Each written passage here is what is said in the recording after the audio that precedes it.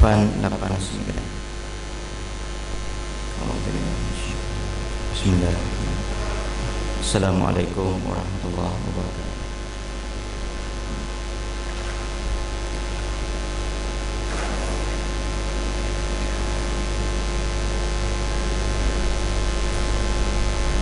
Semalam kita telah dengar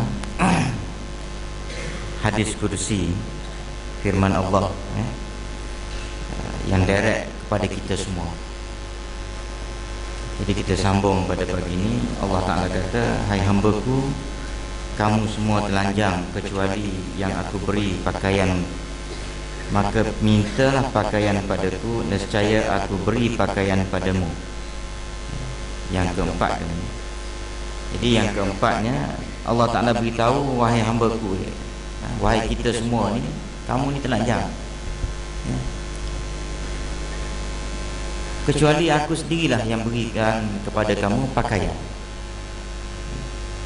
maka mintalah pakaian kepadaku. Jadi ini dia ada kaitan dengan rezeki. Sebab nak beli pakaian supaya kita tak telanjang ni, dia ada kaitan dengan rezeki yang ada pada kita. Kita ada rezeki lebih, pakaian kita comel sikit. Tapi kalau rezeki kita agak kurang, pakaian kita pun agak lusuh. Dan ada setengah orang tu dia bergantung harap pada pakaian yang lama-lama. Maka di sini Allah Ta'ala beritahu pada kita, dia sedarkan pada kita, dia cuba sentak kita punya hati kita dan pemikiran kita. Kamu kena ingat, kamu pakai pakaian yang comel ke, yang cantik ke, ataupun yang tak cantik ke, aku yang bagi. Maka dengan sebab itu Allah Ta'ala sebut, kamu mintalah pada aku supaya aku boleh bagi pakaian pada kamu dengan pakaian yang baik. Dan bila sebut pakaian ni melibatkan bukan setakat pakaian yang kita dah pakai, dia juga merupakan benda-benda lain. Pakai kereta, kemudian rumah yang dianggap juga sebagai pakaian yang menutup aurat kita. Pakaian-pakaian ni ia artinya benda yang menutup aurat kita. Jadi pakaian baju tu itu satu bahagian daripada pakaian yang kita pakai, maka tak nampaklah kita punya aurat kita. Ada satu lagi, kita tak pakai baju, kita dengan bini kita, dengan isteri kita, tapi tak ada orang nampak. Tak apalah kalau kita tak pakai pakaian, isteri kita nampak, tak apa, halal. Kalau sekiranya isteri kita tak pakai pakaian, tak apa, kita nampak, halal bagi kita. Tetapi bagi orang lain, anak dah tak boleh lah. Padahal anak tu lahir daripada kata orang daripada isteri kita, tapi dia tak boleh melihat aurat kita sebagai pak dan juga sebagai mak. Maka apa yang menyebabkan dia tak boleh tengok? Sedangkan kita ada masanya kita kena, orang panggil, berada dalam keadaan apa ni, tidak berpakaian. Sama ada tidur, pakaian terluncur ke apa benda, tak kisahlah, baik. Jadi apa yang menutup? Rumah. Maka rumahnya ataupun pakaian seperti baju ke, semuanya ini adalah anugerah Allah Ta'ala. Maka kamu minta, aku bagi. Sebab tu rumah tu pun dia banyak fashion. Rumah sendiri. Kita kalau boleh nak rumah besar, tak payah macam istana lah, besar sikit, comel besar, minta. Tapi Tuhan tak bagi.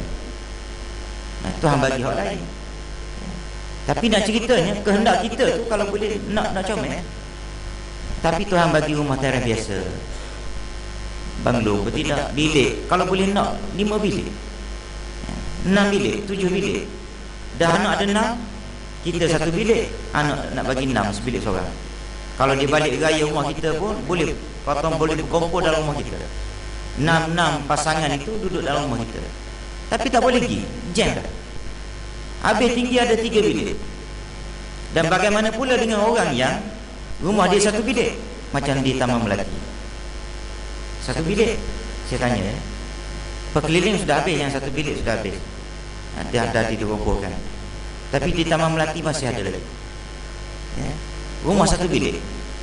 Cuba tanya orang yang duduk di rumah 1 bilik itu, yang ada rumah apa, ada 1 bilik saja, selesa tak dia?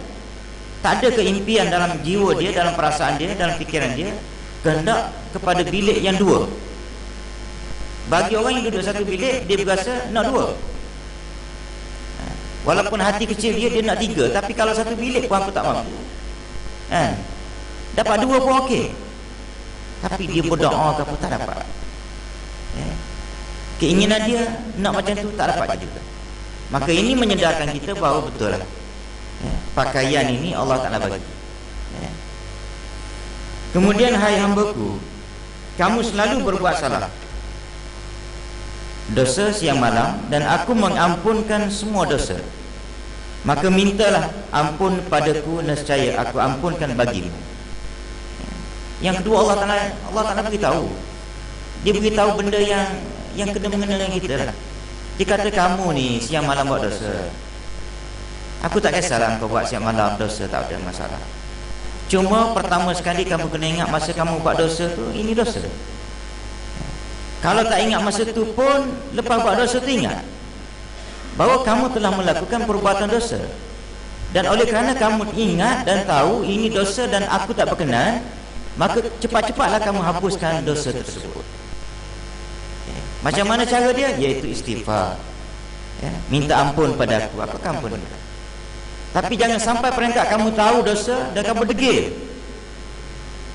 Degil dan buat, maka itu adalah kemurkaan khas untuk kamu. Aku akan murka kepada kamu. Jadi sebab itu tuan-tuan, Allah Ta'ala sebut, dia kata minta ampun. Kita minta ampun. Saya selalu sebut juga bahawa amalan beragama ini bukan setakat untuk kita dengan Tuhan saja, untuk urusan kita nak prepare untuk menghadapi hari kemudian, hari mati dan juga hari akhirat. Tetapi amalan-amalan kerohanian dan juga amalan yang berbentuk ibadah ini, kalau kita buat, sebenarnya dia melicinkan lagi urusan hidup kita dalam dunia.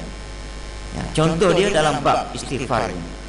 Istighfar ni memang kita minta ampun, nak clearkan dosa kita dengan Allah. Untuk apa dia? Supaya masuk dalam kubur nanti tak ada masalah. Bila hari akhirat besok lagi tak ada masalah. Itu maknanya jelas bagi kita. Kita faham. Tetapi dari sudut yang lain, Allah Ta'ala sebut dalam Al-Quran, dalam surah Nuh, faqultu astaghfiru rabbakum. Istighfarlah kamu kepada Tuhan kamu. Yang saya pernah baca sebelum ini. Maknanya apa guna dia? Bila istighfar tu, yumdilakum amwal, maknanya akan dikembangkan rezeki kamu. Maknanya diturunkan air daripada langit. Kemudian anak-anak banyak. Jadi Allah Ta'ala declare terus dalam Al-Quran berkahadis. Istighfar ini dia bermanfaat untuk membanyakkan harta benda, dan juga untuk menyampaikan hajat kita, termasuk selawat sendiri. Selawat untuk dapat syafaat, clear, kita faham. Tetapi Nabi juga menyatakan siapa yang ada susah hati, ada hajat, selawat banyak. Itu selawat. Baik, dalam bab istighfar ini, satu ketika Imam Abu Hanifah, Imam Abu Hanifah, dia pergilah satu masjid, jalan, bukan pergi satu masjid, ada jalan, nak pergi satu tempat. Jadi dah letih badan apa semua, tak larat nak meneruskan perjalanan, disinggah di satu masjid. Bila singgah di satu masjid tu, orang yang jaga masjid tu larang. Dia kata tak boleh tidur masjid ni. Minta rayu sebab apa, dia dalam perjalanan musafir, tak bagi juga. Bila tak bagi tu, dia tidur di pintu masjid. Pun orang tak bagi juga, maka dia alih sikit badan dia supaya orang yang jaga masjid dia tak kacau. Pasal apa orang tak bagi? Sebab orang tak kenal dia. Orang tak kenal dia. Dia tu sebagai imam ataupun imam yang besar. Imam Hanifah, Imam Abu Hanifah, Imam apa tu, Syafi'i kita, Hambali, Maliki. Dia sebagai. Baik, dia pun tidur. Tiba-tiba ada satu orang mari. Dia tengok kesian, tengok tu imam ni, dan dia pun, orang yang mari tu pun terserempak dengan tu Imam Abu Hanifah ni, pun tak kenal dia tu imam. Tak kenal. Dia tengok kesian duduk apa ni di luar masjid, sebelah pintu, maka dia pun ajak lagi ke rumah. Dia kata, gilah tidur rumah saya. Baiklah, dia pergi tidur. Jadi orang yang ajak dia ni ialah tukang jual roti, tukang jual roti. Jadi Imam Abu Hanifah ni tengok malam kawan ni bangun uli roti, uli roti besok nak jual. Dan dia tengok salah satu daripada benda yang agak luar biasa kepada tukang uli roti ni, mulut dia ni tak berhenti berzikir dengan sebut istighfar. Sambil uli tu istighfar, astagfirullahaladzim, astagfirullah.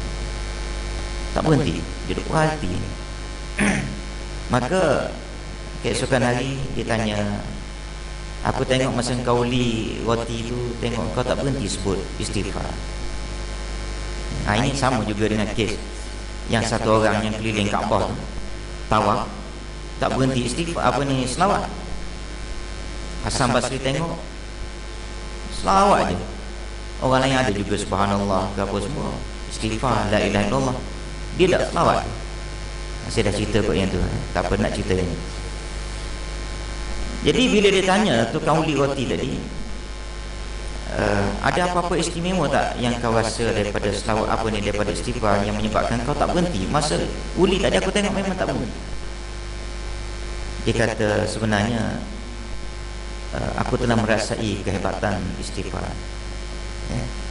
Anugerah Allah Ta'ala, pertama sekali aku rasa tenang, jiwa aku tenang.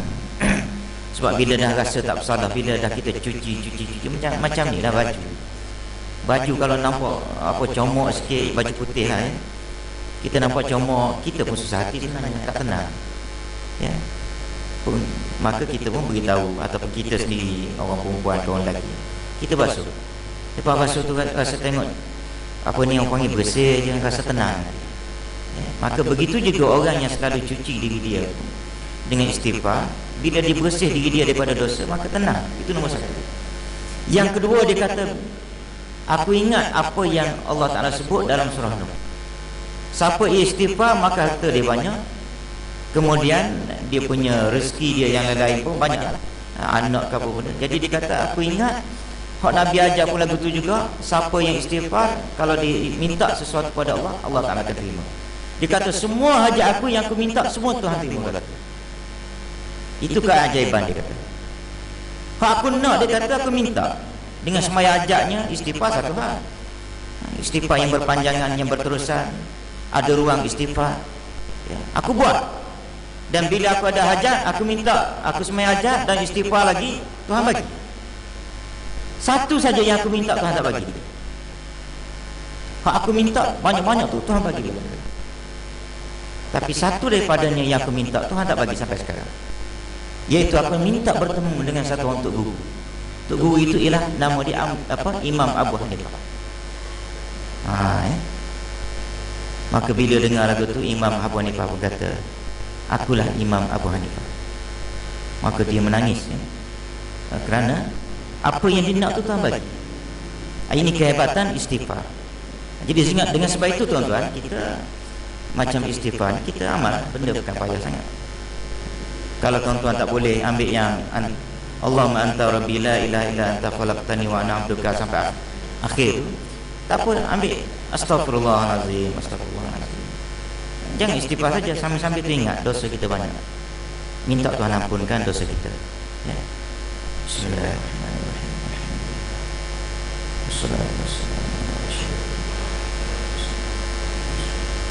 Allahumma